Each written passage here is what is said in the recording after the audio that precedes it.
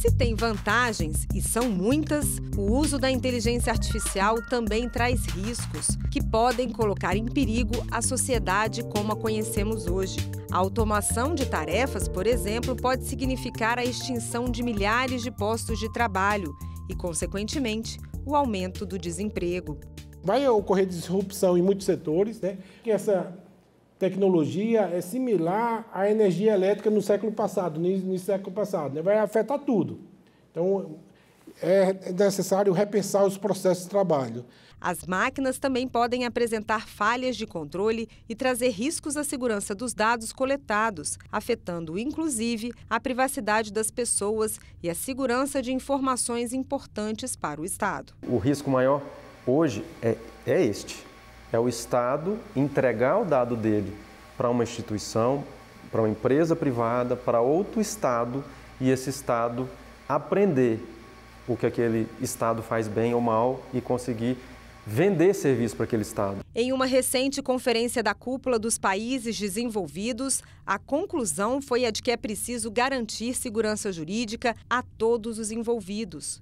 Criar um marco legal para a inteligência artificial passou a ser prioridade em vários países. E no Brasil não foi diferente. Em 2020, o tema passou a ser debatido aqui no Congresso Nacional. E em 2022, o Senado criou uma comissão de juristas exatamente para estabelecer os mecanismos de regulamentação da IA.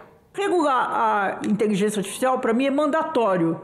Mas não é trivial. Não é à toa, não é por coincidência que no mundo ocidental, até agora, nós não temos um marco regulatório. O trabalho da comissão resultou num relatório que foi acolhido pelo presidente do Senado, Rodrigo Pacheco, como um projeto de lei que começa a tramitar agora. Para chegar até aqui, os juristas realizaram 11 reuniões públicas e ouviram mais de 60 especialistas de diversas áreas da IA. O foco do trabalho é evitar danos e riscos à sociedade sem impedir o desenvolvimento da inteligência artificial. A gente está falando de riscos muito reais, né? De erros, de discriminações, simplesmente dos sistemas não funcionarem como a gente espera que eles funcionem. Há um consenso de que é preciso uma regulação. Talvez a discussão seja qual é a regulação, como se deve regular. Se propor um marco legal de IA no Brasil, é preciso ter a dimensão de que os sistemas de IA são diferentes entre si e que tentar agrupá-los sem considerar seu uso ou potencial risco é prejudicial para o desenvolvimento da tecnologia e aplicação no Brasil.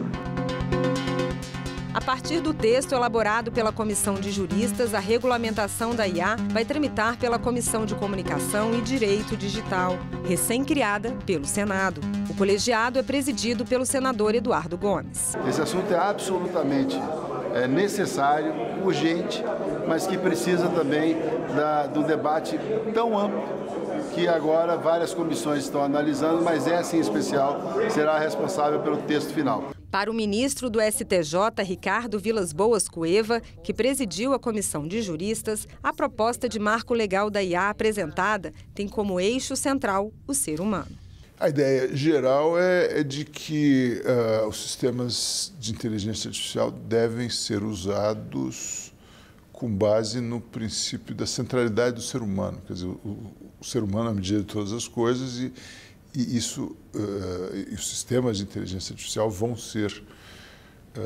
devem ser utilizados para respeitar os direitos e garantias fundamentais dos seres humanos. Entre os principais pontos da proposta estão os direitos das pessoas afetadas pela inteligência artificial, como o direito a ser informado previamente durante as interações com os sistemas, e ainda o direito a contestar decisões ou previsões que produzam efeitos jurídicos ou impactem os seus interesses pessoais. E, finalmente, o direito de solicitar, inclusive, a participação humana nas interações em sistemas com inteligência artificial. É uma garantia de que não se vá cometer um erro com base numa análise meramente estatística, que não leve em conta a postulação individual, a situação individual de cada um.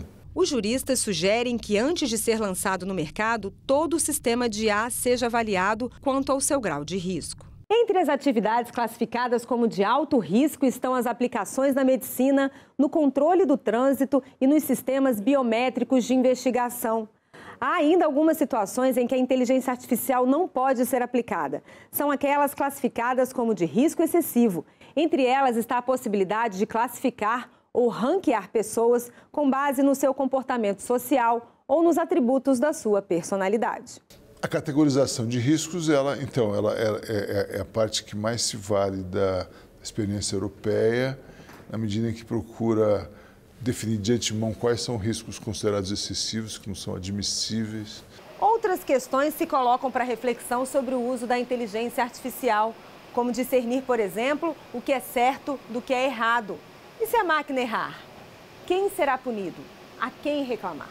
Muitas vezes não é possível determinar em que momento o erro humano foi decisivo ou não para a operação daquele sistema, em que momento, em que medida a máquina foi. Caso a inteligência artificial seja aplicada de maneira inadequada, o projeto estabelece níveis de punição. Ainda não há um consenso sobre os impactos que as punições podem trazer para os desenvolvedores dos sistemas de IA. Nas entrevistas que eu realizei no doutorado, os desenvolvedores eles se sentem atualmente, brasileiros, inseguros de serem responsabilizados futuramente porque não tem essa segurança jurídica que pode ser trazida pela regulação. Com ou sem regulação, uma coisa é certa: a inteligência artificial veio para ficar e não tem volta. Anjo ou demônio?